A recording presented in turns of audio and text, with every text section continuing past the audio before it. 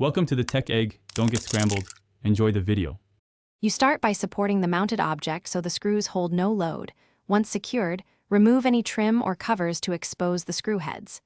Use the correct bit that seats fully. This prevents stripping. If heads are recessed or blocked, make a small clearance with a utility knife or thin pry tool.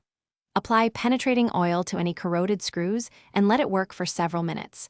This weakens rust bonds and makes turning easier. Now position your driver straight to avoid cam out.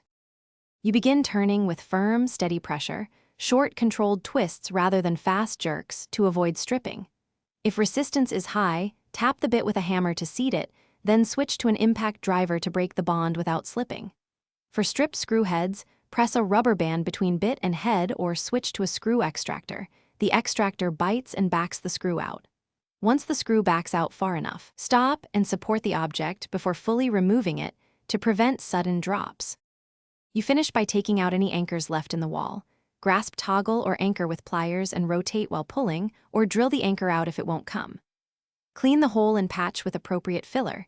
Use a drywall plug for large holes, spackle for small ones, sand and paint when dry.